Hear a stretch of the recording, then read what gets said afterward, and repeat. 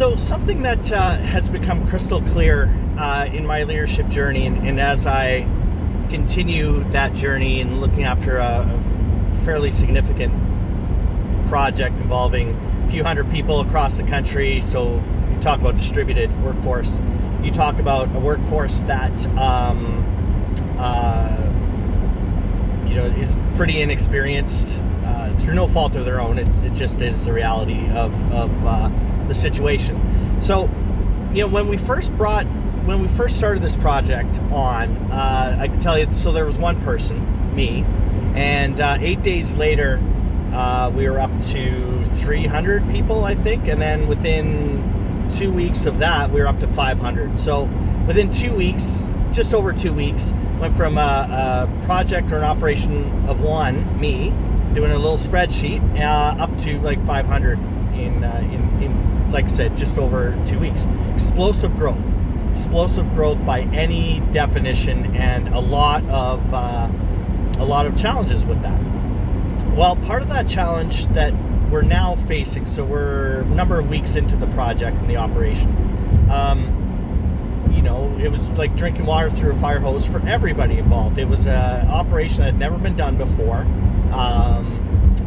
So literally starting from scratch with regard to physical sites, no standard operating procedures, no processes, no job descriptions, zero. So a tremendous amount of work. But what we have recognized now is, in the push to operationalize and get stood up all of these locations, these distributed sites, there was a heavy focus on safety and standard operating procedures, SOPs as we call them. A whole bunch of safety guidelines. We're dealing with a pandemic-related project, so needless to say, the amount of protocols in place are astronomical, and rightfully so. So there was a heavy focus on that piece, make sure everyone was educated on that, and so on and so forth. Now, with that also came a focus with our site managers, so folks that are on the ground in these remote locations managing various numbers of people. The focus was definitely on process, definitely on SOPs, definitely on the operational aspects, the logistics. Do we have the right tents in place? Do we have the right trailers? Do we have the right equipment? Do we have the right people? Do we have the right PPE? The list goes on and on and on. Now, through that, we now recognize, when I say we, I mean I support the project. I support the operation, even though I'm technically the lead of it. I see myself as a chief support officer. And so one of the things that we have recognized is that created a culture of being very focused on the operational aspects of the job, which is great. We were able to stand up real quick. We were able to get high functioning very, very quickly in terms of the ability to do the job. What was missing, though, unfortunately, is the recognition and the criticality, if that's a word, it is now, that management is not just about procedures, standard operating procedures, and operational aspects and logistics. I would submit to you, actually, that becomes a very, very small part of your job. Once that is established, the operational aspects are grounded now and relatively consistent. There will always be tweaks, but once that is relatively consistent, you need to make a very, very quick shift, if you haven't already, but very, very quick shift to now recognizing that management is leadership. And leadership is not about processes and procedures. Leadership is about the people. That's what leadership is about. It's about influencing other people for an outcome, not manipulating, but influencing. So I would submit to you that early on in our project, the management job was 90% operate, making things operational, which in retrospect was you got to dance with who brung you. That's what we had to deal with, and that's what we did. But But now making that critical shift to now saying, look, folks, your job is to lead. It's not to just make sure the rules are followed or that there's compliance or that the processes are in place. Your job is actually to coach. Your job is to mentor. Your job is to educate.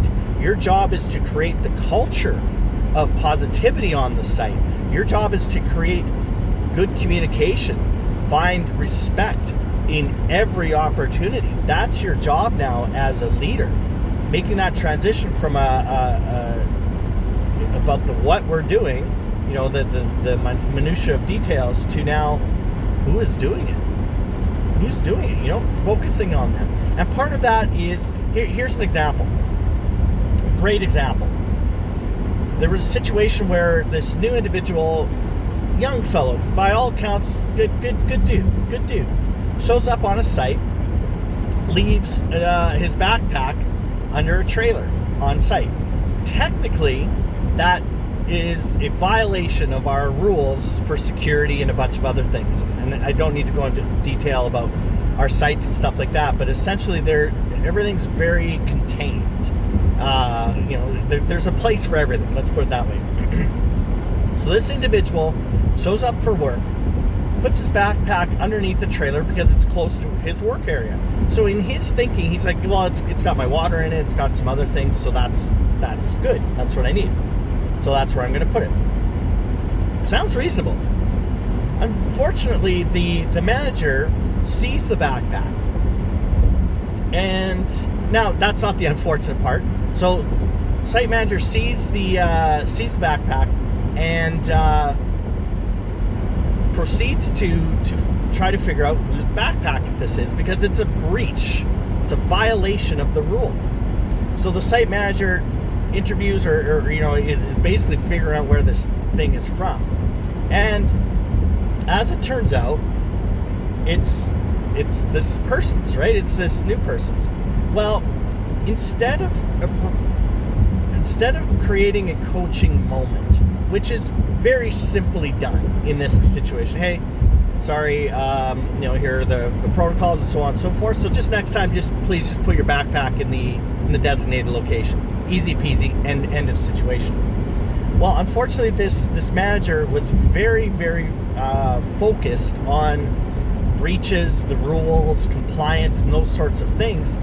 Filed what's called an incident report. So that report goes up to senior management, including myself, and so instead of using it as a coaching moment, it was used as a compliance issue. So 2 days later, after this, after all is said and done, this young fellow, by all accounts, pleasant, positive, wanting to come to work, quits.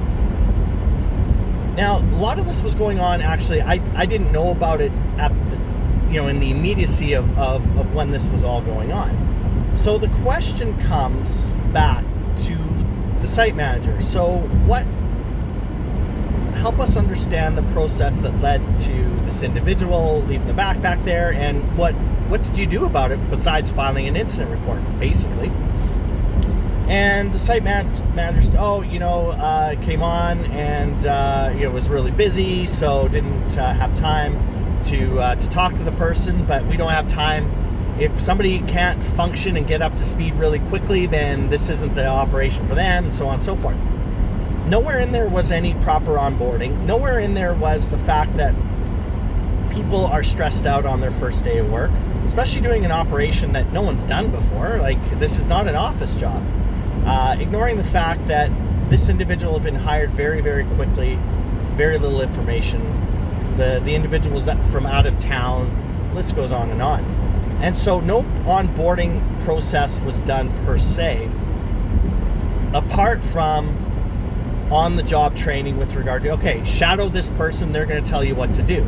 But nowhere in there was the people aspect of it, of onboarding, just greeting the person, saying, hi, this is what right looks like with us. Here are our values. This is how we like to communicate. Do you have any questions? We want you to feel comfortable, be part of the team, all of those other things. So the site manager in their head was completely in the right. And technically speaking, yes, I suppose they were. They were fulfilling the operational aspects of management. They were not leading, they were being very good managers. They were being very good supervisors. And we lost, again, by all accounts, a good employee within a couple of days. So I want to just give you that feedback to make sure that as early as possible, people recognize that management and supervision is not people oriented. Leadership is people oriented. So you need people on your team, your managers, to be leaders. And what the leadership aspect is all about the people, not about the processes. So continually drive that into your culture. Have a good onboarding process, not about the X's and O's, but about the people, about the culture, about the communication, about creating a workplace of respect and inclusion and all of those other things.